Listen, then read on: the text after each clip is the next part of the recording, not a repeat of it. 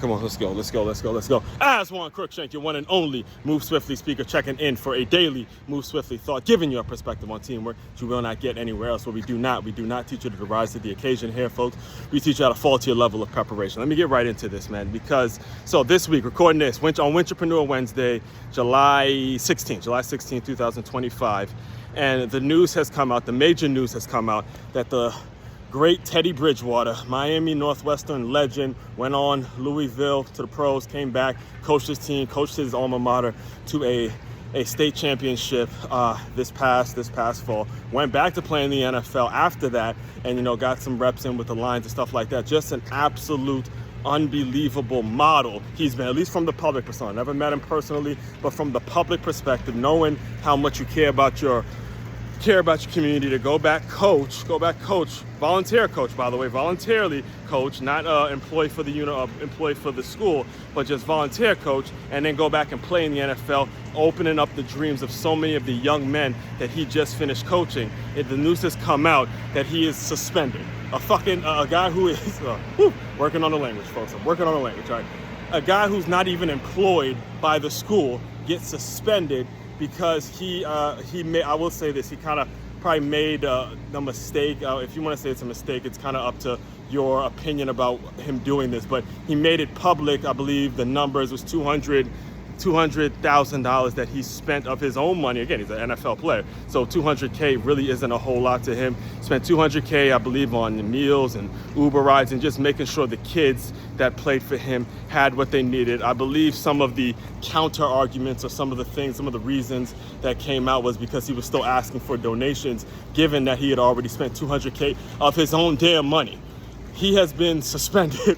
Again, he has been suspended, and that has, especially the world I come from, myself being a former Miami Dolphins Foundation employee, having spent 2 years volunteering as a high school coach, having done workshops, hosted workshops all the way from here in West Palm Beach to Fort Lauderdale to Miami. I've hosted workshops for tons of these coaches that I've seen come out online and just say, look, I'm done with the high school coaching out here in South Florida. They don't pay enough, and they're like, literally, I saw one post where my man puts it out there for everyone to see. He's like, look, I'm 1 foot in Georgia. The minute I get the right offer in Georgia, I'm out of South Florida because of how much bullshit that you put your high school football coaches through. And let me just explain my thoughts. I have to bring this to the Congress. I have to bring this up because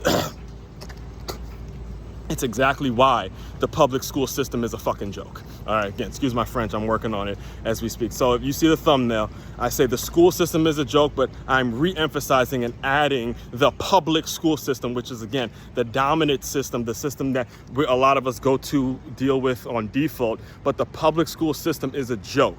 It's a joke for you to and suspend or punish someone who's doing something positive for his school, his alma mater, and what it is he's trying to do. This is why you have the problem. This is why you have the problem of these private schools coming in and plucking kids from the inner city and convincing parents. Again, very worthwhile, very valid points in terms of taking them out of the inner city and putting them in some of these private schools. And this is not just a South Florida thing. Again, I'm a product of a person who was supposed to go to a public school, and again, there was good counsel, a private school that pulled me and my family out of that system and decided, hey, he's going to good counsel because of football and things like that and the things that football can provide for him. And I'm thankful every single day of my life that I was able to experience that, because this public school system is a joke.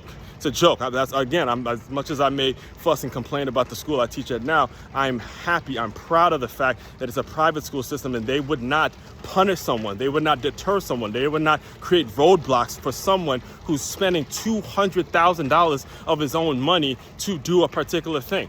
That's ridiculous. That's just ridiculous. You shouldn't be suspending him. Now, if there were situations where I guess there were some unfair advantages that he could have, it's a public school system. It's a public school system, okay? It's not like it's a private school where everyone else doesn't have these opportunities. And that's the part that I am so frustrated with, and why I get so passionate about these things, is that when you're talking about it, and it's ironic that I'm recording this on Wintrepreneur Wednesday, when you do want to do things, and this is what the game provides, this is a lesson. Again, one of my superpowers is to take the things that happen in the game of football and relay them to life. The reason that the game provides such a valuable learning lesson is because it teaches you how to bet on yourself. It teaches you how to bet on yourself. And when you start betting on yourself, you're going to start to see the snakes in the grass. You're going to start to see the people who are just upset at the fact that you have the ability to do it, and you bet on yourself every single time, and you're providing something positive. And because they're not necessarily the head of it, because I believe it's FHCA or whatever it is, the governing body of the the governing body of the Florida High School Sports Commission. It's FHSA, I believe, from the FHSSA or something like that. Because they're not the ones who necessarily put up the money, or they're not the ones who are getting credit for the turnaround, because there was a couple years there after, if you guys remember, I believe the documentary was called Liberty City, like Tutu Atwell, and there's tons of Amari Cooper, there's tons of NFL players that have come out of Miami Northwestern, and apparently they've had some down years. Now, because they're not the ones getting the credit for this thing that Miami Northwestern has been able to come back, now all of a sudden it's a problem that one of their alumni is coming back and giving back.